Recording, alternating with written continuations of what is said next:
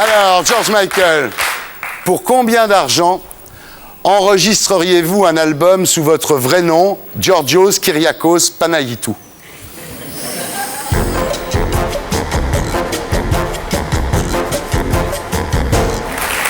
Alors, George, l'album s'appelle Patience parce que finalement, on a attendu 8 ans un nouveau CD de chansons originales. En 1999, il y avait eu Songs from the Last Century, qui étaient des reprises. Et en 2002, vous avez sorti 2 singles, un qui s'appelle Freak et un qui s'appelle Shoot the Dog. Et avant de parler de vos nouvelles compositions, je voudrais qu'on dise un mot de ces 2 chansons, Freak et Shoot the Dog, parce qu'elles figurent sur votre nouvel album qui s'appelle Patience, je le répète. Alors, ces 2 chansons de colère, 2 singles assez engagés. Dans Freak, vous remettez en cause l'overdose du sexe à la télévision. Vous dites qu'aujourd'hui, les jeunes sont pris en otage par la pornographie. Alors, je ne sais pas s'ils sont vraiment pris en otage, en fait, mais ce qu'il me semble, c'est qu'aucun effort n'est fait pour protéger les jeunes lorsqu'il y a beaucoup d'argent à gagner. Ouais. Alors, malheureusement, disons que les considérations sociales telles que... Je ne sais pas comment les choses se passent en France, par exemple, mais en Angleterre, la plupart des enfants des classes moyennes, bourgeoises, et pas nécessairement d'ailleurs des classes moyennes, ont une télé dans leur chambre à coucher dès l'âge de 8 ans, 10 ans. Et moi, j'étais choqué de voir, enfin, lorsque je regardais à la télévision britannique, tous les soirs, ce que je voyais, c'était des choses assez choquantes, et je me suis dit que peut-être qu'il y avait des gamins qui avaient peur de voir ce qu'ils voyaient, surtout s'ils étaient très jeunes. Alors, j'ai essayé de faire un disque qui parlerait de ce genre de problème. C'est-à-dire que ce fait qu'il y ait une espèce de bulldozer du sexe et le commerce du sexe constamment à la télévision et l'aspect agressif que ça peut avoir pour un enfant de 10 ou 11 ans. Alors, plutôt que de me donner l'image de quelqu'un qui approuve la censure, je préférais simplement d'être, disons, à côté de tout cela, prendre position, prendre du recul et me mettre dans ce contexte. Vous dites qu'en Angleterre, vous avez vu en deuxième partie de soirée, à 22h30, des émissions où on parlait facilement de fétichisme et d'ondinisme aussi. Bah oui, ça justement, je trouve que c'est... Bon, pourquoi pas, en fait. Mais enfin, disons que pour moi, c'était tout à fait fascinant. Mais disons que les Anglais, les Britanniques en général, ils ont besoin de se décoincer un peu. Et ça fait tellement longtemps qu'ils ont besoin de se décoincer autour du sexe que maintenant, peut-être que le contre-coup, la réaction adulte est finalement assez saine, finalement, de se décoincer. Pourquoi pas? Mais par contre, je crois qu'il y a une certaine paresse, c'est-à-dire qu'il s'agisse de producteurs de télé ou encore les parents des enfants, disons que les gens font pas très attention à ce que les enfants regardent à la télé, et puis il y a des choses quand même assez hard. Le sexe sans âme, ça vous choque, George? Pas vraiment, non, moi ça m'est beaucoup arrivé, par exemple. Non, en soi, c'est pas ça qui choque. Le sexe, après tout, le sexe avec de l'amour, c'est quand même quelque chose de très différent et de beaucoup plus enrichissant, disons, que le sexe sans âme. Enfin, il n'y a pas de problème avec ça. Alors, l'autre single qui est sorti en 2002 et que l'on retrouve sur votre nouvel album, donc Patience, c'est Shoot the Dog. Alors, c'est une chanson qui est anti-Bush, anti-Blair. Il y a une vidéo qui a été faite où on voit Tony Blair qui danse dans les pattes de Bush comme un chien à 4 pattes. Il y a une autre séquence où vous êtes au lit avec la femme de Tony Blair, Cherry Blair. Alors vous avez été très attaqué par les journaux conservateurs suite à cette chanson et suite à cette vidéo. Et vous répondez finalement qu'à l'époque de la guerre, en 2003, il y a un an, 90% des Anglais pensaient comme vous, c'est-à-dire 90% des Anglais étaient contre la guerre en Irak. Enfin, le chiffre se rapprochait peut-être plutôt de 70%. Disons que 70% étaient contre la guerre à aucun prix et 90% des Anglais disaient non, sauf si les États-Unis, les Nations Unies s'en mêlent. Alors évidemment, ça fait un pourcentage assez spectaculaire de la population que l'on ne peut pas ignorer lorsqu'on lance le pays en guerre quand même. Alors au début du mois, vous avez déclaré dans un journal qui s'appelle Big Issue, parce que ce qu'il faut savoir, c'est que George Michael s'exprime souvent dans les colonnes de Big Issue, qui est un journal de SDF en Angleterre. C'est une façon de les aider, parce que quand il s'exprime, tout le monde l'achète évidemment. Dans Big Issue, vous dites « C'est effroyable pour ceux qui ont perdu des enfants dans cette guerre de s'entendre dire, par Tony Blair, que le monde est plus sûr. » Disons que c'était quelque chose d'un petit peu inhumain de répéter ça à tout bout de champ. Bon, le raisonnement politique, on le comprend, mais disons qu'il était un peu insensible à la douleur de ceux qui avaient perdu des êtres chers. Ceux qui essayent d'empêcher la guerre en demandant au public de faire entendre sa voix, je ne sais pas si on s'est rendu compte que personne ne tiendrait compte de nos revendications. Et en fait, la question qu'il fallait se poser avant la guerre, et toutes les questions et les réserves que les gens avaient émises, eh bien, ces questions, ces doutes étaient finalement démontrés. Les gens avaient raison d'avoir ces doutes. Et moi, ce qui m'a encouragé, c'est de voir la sanction électorale en Espagne, même si il est absolument horrible de se dire qu'un groupe intégriste a eu une influence en quelque sorte sur l'élection, au moins vous avez une société qui disait assez, on en a marre d'être ignoré. Et ça, en soi, c'est une bonne chose. Et ce que j'espère, c'est que la passion du peuple espagnol pourra peut-être empêcher que ce genre de choses se produisent dans mon propre pays. Alors voilà pour les deux chansons qu'on connaissait du nouvel album Patience. Maintenant, on va voir les nouvelles. Alors vous avez dit, George Michael, j'ai longtemps cru que c'était une fatalité, que tous les compositeurs donnaient le meilleur d'eux-mêmes très tôt et se desséchaient ensuite. Et vous avez découvert que c'était faux. Et quand on écoute votre album, on s'aperçoit que votre talent de songwriter n'a pas diminué. Oh, thank you very much. Merci beaucoup, c'est gentil. C'est vrai.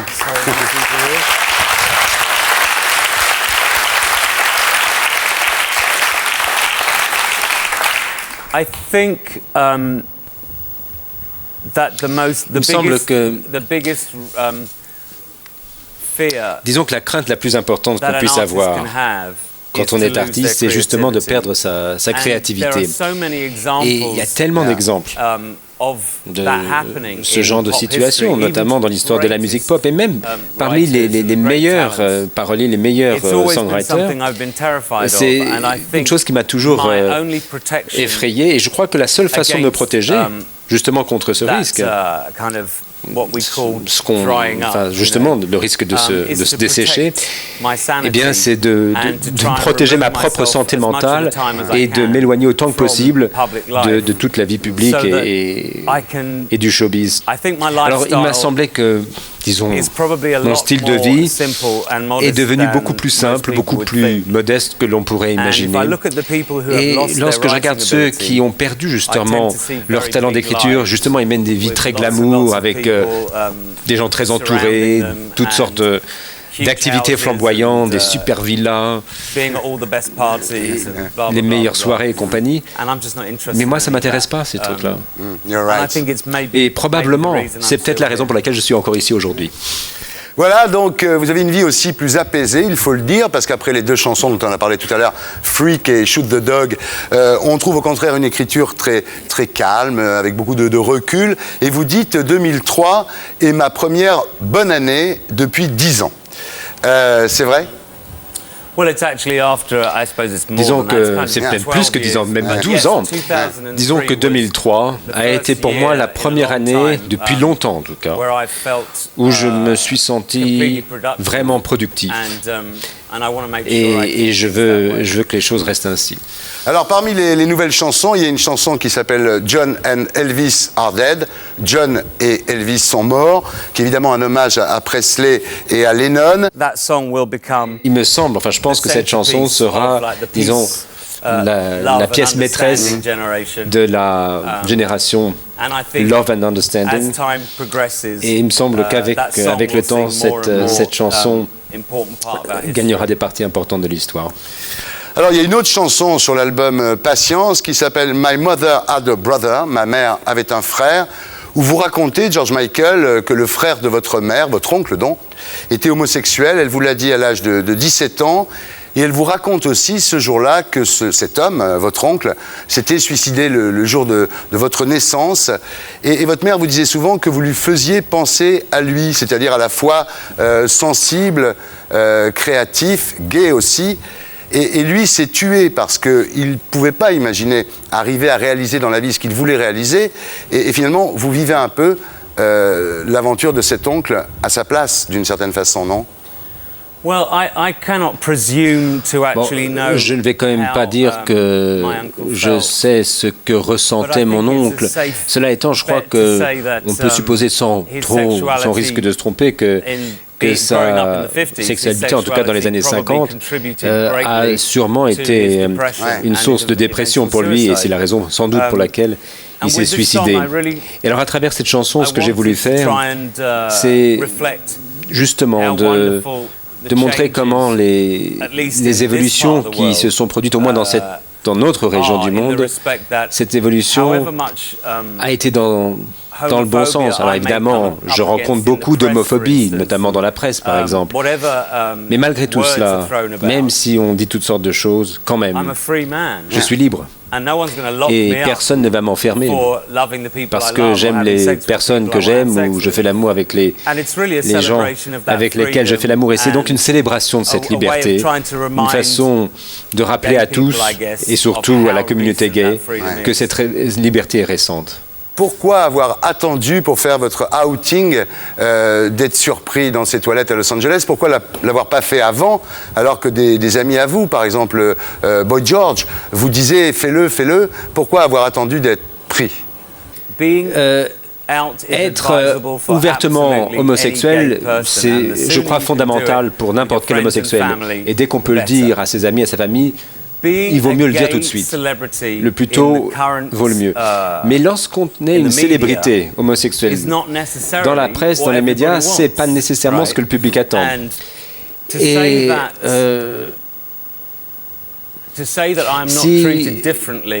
j'aurais tort de dire que je ne suis pas traité différemment par la presse, parce que depuis que j'ai annoncé mon homosexualité, les choses ont changé. Le public, évidemment, a remarqué, et je crois qu'une grande partie du public le savait. Avant le coming out, je l'ai dit, je l'ai insinué de bien des façons. D'ailleurs, je n'ai jamais nié l'existence de mon premier partenaire. Donc je l'ai dit sans le dire, mais enfin, c'était surtout, en fait, mes craintes de la réaction de la presse, je pense. Et je comprendrais tout à fait aujourd'hui quelqu'un qui ne veut pas être réduit à un stéréotype homosexuel, gay, point final, parce qu'on est bien plus que cela. Et c'est bien triste qu'un homme, ou une femme d'ailleurs, homosexuelle, doive consacrer toute son énergie à cacher son identité sexuelle. Mais tant que l'on ne pourra pas être ce que l'on veut, lorsque le fait d'être homosexuel est considéré comme une réduction de la personnalité, et je pense que les choses peut-être sont meilleures en France qu'ailleurs, mais tant qu'on sera réduit à un simple stéréotype, alors il ne faut pas forcer les gens à faire leur coming out. Ok, thank you. Alors, depuis cet outing, George Michael, vous êtes passé, je dirais, de l'autre côté du miroir, vous avez l'air d'être mieux, beaucoup plus apaisé, vous assumez vraiment bien votre différence, et je ne dis pas simplement votre différence sexuelle, parce que ça vous le faisiez avant, mais aussi celle que vous ressentiez depuis votre enfance à l'école. D'abord votre nom, c'est vrai que vous appelez Georgios Kyriakos Panagiotou. Alors évidemment c'est compliqué quand on est à l'école, d'ailleurs votre père se fait appeler Jack Panos. Ensuite votre taille, vous mesurez 1m82, vous êtes un peu trop grand quand vous êtes petit, c'est le cas de le dire. Et puis votre corps, vous étiez un peu empoté. Et alors là finalement, depuis, vous avez l'air d'assumer ça complètement normalement, non? Well, I think disons que je suis quelqu'un qui a été reconnu très tôt et moi-même j'ai pu voir très tôt que la plupart des ambitions s'appuient sur des dysfonctionnements. C'est curieux, mais c'est les défauts qui vous poussent à progresser. Et alors j'ai voulu m'appuyer sur mon expérience pour justement peut-être penser des plaies d'enfance. Nous portons tous des blessures de notre enfance. Mais ce que j'ai essayé de faire, c'est de m'occuper surtout de mon esprit, de ma tranquillité d'esprit pour régler mes problèmes. Et avec un peu de courage, je crois qu'on peut régler tous les problèmes qu'on porte dans sa tête. À l'âge de 40 ans, aujourd'hui, je pense que j'ai réglé la plupart des problèmes qui se sont posés. Je me sens vraiment effectivement à l'aise. Alors aujourd'hui, donc, on a parlé d'une nouvelle vie, mais demain encore plus, puisque l'album Patience, qui sort en ce moment, est le dernier album que vous distribuerez par la voie normale. Vous dites à partir du prochain, je diffuserai mes chansons sur Internet gratuitement. Peut-être que les fans feront des dons à des associations caritatives. Mais voilà, ça ne sera plus en vente dans les bacs. Est-ce que c'est un nouveau pied de nez que vous faites aux maisons de disques, parce qu'on sait que vous avez eu des problèmes avec Sony, vous les avez traités d'esclavagistes, et aujourd'hui d'ailleurs vous sortez l'album chez eux. Est-ce que c'est une façon de leur faire un pied de nez? Oh no, believe me, non, et croyez-moi, ils vont s'enrichir d'ici là. Ils vont considérablement s'enrichir grâce à moi. Non, disons que c'est simplement pour moi. Comme je veux vraiment pouvoir maîtriser chaque partie de ma vie, je veux justement maîtriser la suivante. J'ai traversé une période de grandes difficultés et je voudrais justement éviter de retomber dans les écueils d'hier. Alors, l'une des grosses pressions auxquelles je suis confronté dans ma carrière, c'est que j'ai derrière moi une énorme collection de chansons et tous les 3 ou 4 ans, on me juge là-dessus. D'ailleurs, c'est vrai pour tous les artistes musicaux. Et alors, mon angoisse par rapport à tout cela, c'est ce qui m'a, disons, ôter la joie d'écrire, de composer. J'y arrivais quand même, mais disons qu'il y avait une certaine angoisse qui gênait tout cela. Et puis, depuis un an, je me rappelle pourquoi je fais de la musique. Et je me suis vraiment rappelé les causes profondes. Et j'ai voulu dépasser ces angoisses et me dire que la musique, ça doit être une source de plaisir et non pas d'angoisse. Et là, avec ça, c'est pas à travers les médias que je vais y arriver. C'est-à-dire que l'avenir de la célébrité est toujours un peu douteux. Je ne sais pas si c'est vraiment une vie si agréable que cela. Et alors, je crois que c'est beaucoup plus agréable de donner à ceux qui aiment ma musique et qui ne la trouveront plus en public, leur donner la possibilité de la télécharger gratuitement sur Internet. Et puis, ça me donne l'idée que peut-être, de leur côté, ils vont peut-être participer à une cause caritative. Ils ne sont pas obligés, mais s'ils sont très méchants, ils peuvent juste télécharger de la musique gratos et c'est tout. Mais avec un grain de générosité, avec un peu de gentillesse, je crois qu'il y aura des gens qui seront contents de verser un peu d'argent à des associations caritatives.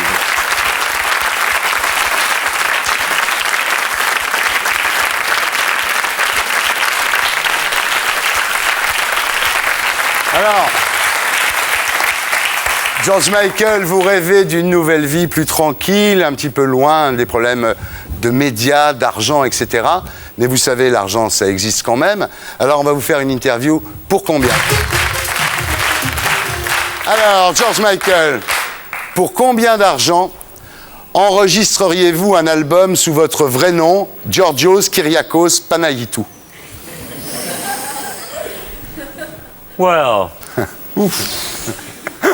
I think actually, disons que that might be quite funny, ce serait peut-être marrant de faire ça. Ça ne poserait pas de problème, mais il faudrait que tout le monde apprenne à prononcer le nom correctement. Yorgos Kyriakos Panayotou. Yorgos Kyriakos Panayitou. Panayotou. Kala. There you go. Kala. Pour combien d'argent chanteriez-vous en live, là, maintenant?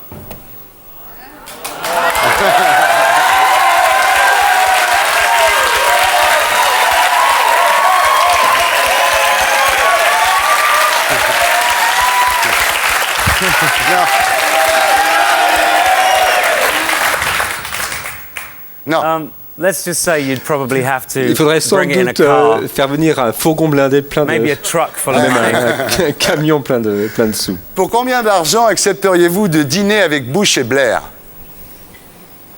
Oh, I'd do that for free. Oh, gratuitement, ça je le fais. I don't think they'd, je crois pas qu'ils m'inviteraient. Really. Franchement, mais... Pour combien d'argent vous reformeriez le groupe Wham? Well, I would do that. I would do Là encore, with no problem, je le ferais sans problème, mais je ne pense pas que Andrew serait très chaud pour le faire. Donc, peu importe combien je demanderais, parce que lui, il ne serait pas d'accord. Pour combien d'argent vous venez chanter pour l'anniversaire de ma fille? We'll talk later. On en parlera tout à l'heure, si vous voulez. Pour combien d'argent vous mettez torse nu, là, maintenant?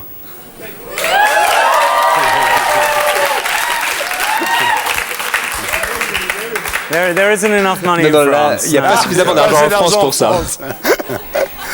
Pour combien d'argent vous restez jusqu'à la fin de l'émission, George? I can't because Désolé, je peux pas parce que je prends mon avion là tout de suite. Which you know is true. Et vous savez que c'est vrai. Je sais que c'est vrai. Merci d'être venu en tous les cas. Merci.